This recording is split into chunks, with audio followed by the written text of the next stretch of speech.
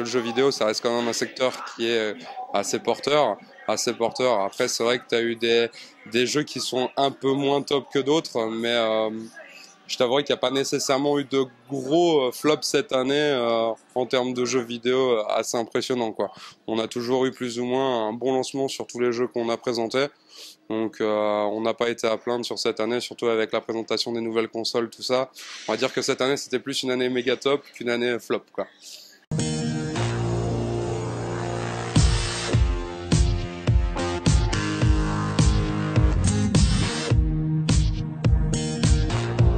Tu vas avoir Nintendo qui va plus être dans le divertissement famille pour les jeunes, tout ça. Après, tu vas avoir aussi Xbox qui se tourne vraiment sur la famille et les core gamers qui sont les joueurs un peu addicts avec des jeux comme Call of Duty ou Battlefield, entre autres, ou alors les FIFA.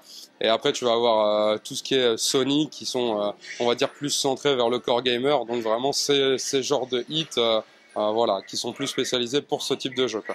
Alors les core gamers sont des joueurs qui sont, on va dire, une sorte de joueurs acharnés qui sont plus spécialisés dans tout ce qui est Call of Duty, Battlefield, FIFA. Ils se concentrent plus sur un type de jeu assez ardu et assez long en termes de durabilité.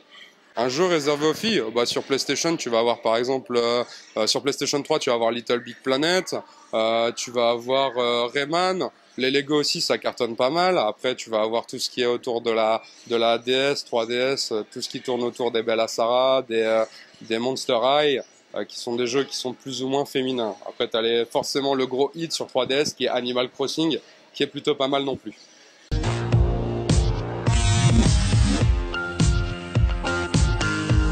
Le top 3, je pense que tu vas avoir tout ce qui est au niveau des jeux genre GTA, parce que GTA ça a été un jeu qui a été extrêmement attendu tout au long de l'année 2013, voire les années avant, mais bon, t'as senti une petite frénésie au moment de la sortie.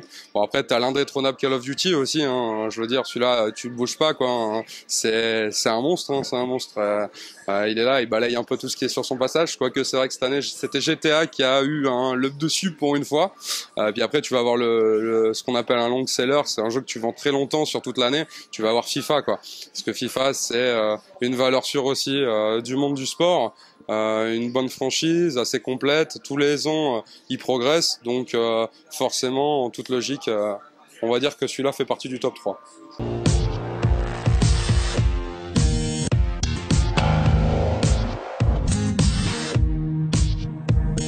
Alors, bah, mon top 3 cette année, je vais dire forcément, tu vas avoir le GTA qui est fantastique, quoi, hein, avec des possibilités assez exceptionnelles. Bon, après, c'est pas pour tous les joueurs non plus, c'est un jeu qui est relativement PEGI 18, c'est-à-dire qu'il est déconseillé au moins de 18 ans. Par contre, en termes de possibilités, il est exceptionnel. Après, tu vas avoir The Last of Us sur PS3, qui a été un jeu aussi exceptionnel, exceptionnel, qui est d'ailleurs depuis le mois dernier le jeu plus titré de l'histoire du jeu vidéo, quoi. Donc, je veux dire, c'est pas rien non plus, c'est pas rien non plus.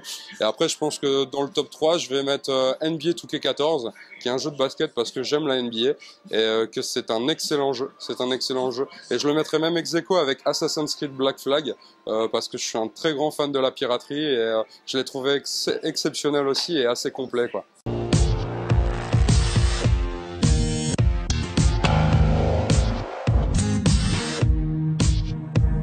T'as, je pense, beaucoup de demoiselles qui se sont tournées autour du Animal Crossing cette année, du Zelda, donc c'est plus de l'exclusivité de DS. Après, t'as tout ce qui est Mario aussi, qui est vraiment pas mal. Là, on vient d'avoir un superbe Donkey Kong Tropical Freeze qui vient juste de sortir chez la Nintendo Wii U, qui est vraiment exceptionnel. Donc, je veux dire, c'est plutôt pas mal et c'est ce genre de jeu, je pense, qui cartonne pas mal chez les demoiselles.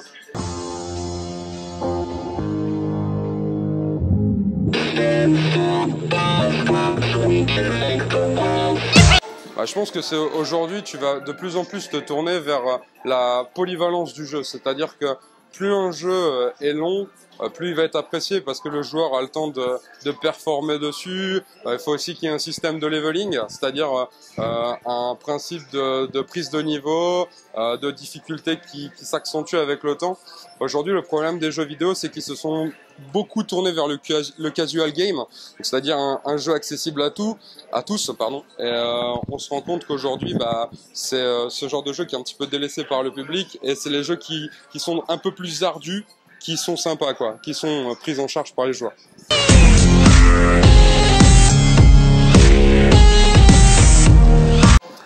T'auras toujours une influence sur les ventes. Je veux dire, le piratage, c'est quelque chose de pas super développé dans le monde du jeu vidéo. Pourquoi? Parce qu'aujourd'hui, les éditeurs sont extrêmement agressifs de ce côté-là et n'hésitent pas à sortir les crocs, quoi. Donc ça, c'est vrai que c'est un plus pour nous. Après, je vais te dire, le problème, c'est qu'aujourd'hui, comme la majorité des jeux sont en ligne, si tu veux vraiment pouvoir profiter de ton jeu à 100%, tu es obligé de l'avoir en magasin, quoi, que ce soit en neuf ou en occasion. Donc, je veux dire, aujourd'hui, si tu télécharges, c'est vraiment pour faire les modes histoire qui sont de plus en plus courts avec les années, vu qu'on se tourne de plus en plus vers du jeu online. Donc, ça devient de moins en moins intéressant de télécharger des jeux à l'heure actuelle, et de plus en plus risqué d'ailleurs.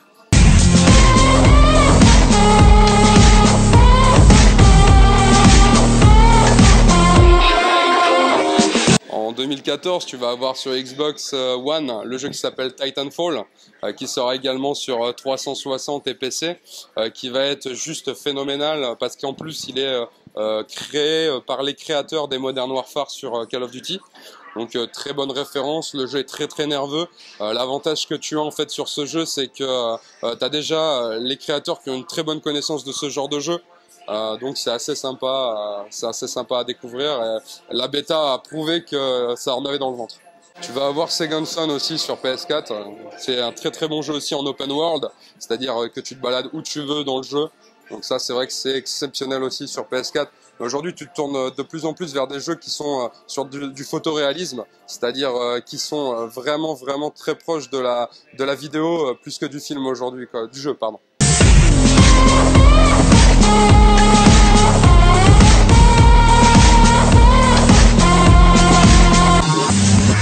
Le smartphone aujourd'hui représente une nouvelle plateforme de jeu qu'il ne faut pas qu'on écarte dans les futures années, parce qu'aujourd'hui, comme les gens sont de plus en plus mobiles et qu'aujourd'hui tout à chacun a quasiment son smartphone, forcément je pense que le jeu vidéo a un bel avenir sur cette plateforme.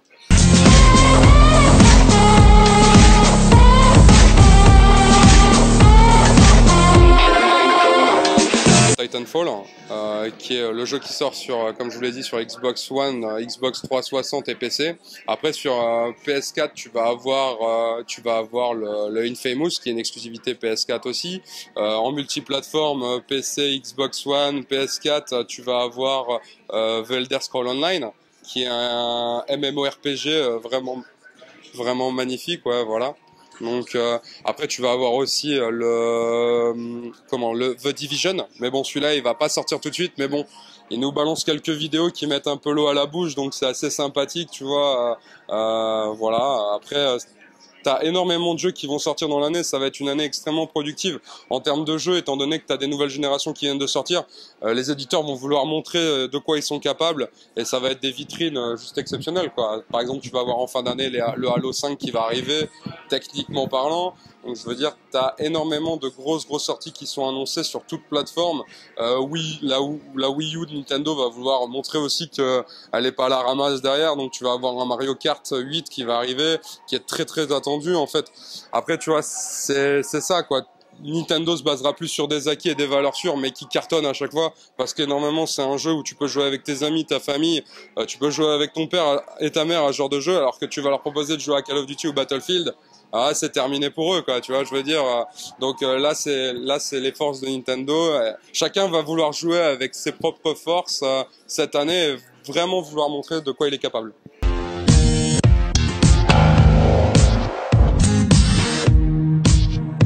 tu as toujours quelque chose qui va moins bien que d'autres. Je veux dire, les ventes de la Wii U ne sont pas nécessairement celles qu'elles devraient être aujourd'hui, parce que c'est vraiment une console superbe.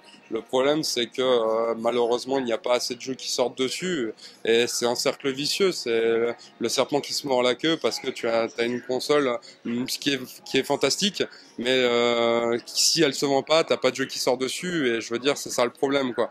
Donc non, t'as pas nécessairement de flop phénoménaux, mais c'est vrai que ça pourrait être mieux pour Nintendo. Je pense que l'année 2014 va être un truc vraiment sympa, aussi bien pour les grosses écuries telles que Sony et Microsoft, qui aujourd'hui, on va dire, sont plus en forme, mais que Nintendo va repartir de plus belle en 2014 avec sa console de salon, tout simplement. Un petit peu de tout, j'ai un petit peu tout, PS3, Xbox 360, Wii U, 3DS, des fois PC. Laquelle préférez-vous? Ouais, c'est dur ça, c'est une question qui est dure ça, parce que je les aime bien toutes, tu sais, ça dépend des jeux, ça dépend des moments je dirais, mais peut-être Nintendo parce qu'ils ont toujours un côté vachement fun et convivial. Combien de temps passez-vous par jour ou par semaine? Par jour, je dirais au moins 2 heures par jour.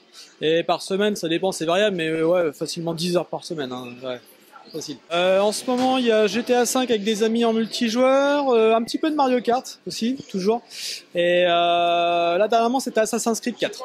Le dernier que j'ai acheté, c'était Donkey Kong sur la Wii U, Donkey Kong Tropical Freeze. Les jeux du moment, bah, je dirais là aujourd'hui Castlevania, forcément, qui vient de sortir. Après, il y a Sif, le jeu d'infiltration, qui à mon avis est pas mal. Et là, prochainement, on risque d'avoir Titanfall sur la Xbox One. Et sur la PS4, on va avoir, à mon avis, Infamous. Je pense que ce sera les gros jeux du moment.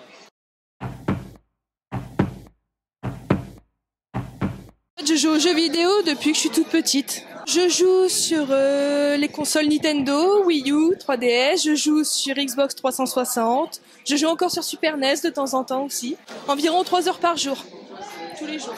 Un cadeau de Noël de mes parents quand j'avais 4 ans, j'ai eu ma NES pour Noël et depuis ce temps-là, j'ai toujours acheté des consoles. Le dernier jeu que j'ai acheté c'est Castlevania Lord of Shadow 2. Quelle console? Xbox 360.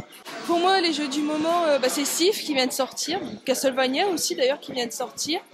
Et puis après, ce sera surtout les jeux à venir en fin d'année, comme Mario Kart ou Titanfall ou Destiny. J'ai la Wii, la Play 3, la DS, la PSP. Je préfère la 3DS. Parce qu'il y a des jeux que j'aime bien. Je joue à Inazuma Eleven 3. Plus que 2 heures par jour. Le dernier jeu que j'ai acheté, c'est Inazuma Eleven 3. D'après vous, quels sont les jeux du moment? FIFA, Call of Duty, puis GTA, puis c'est tout.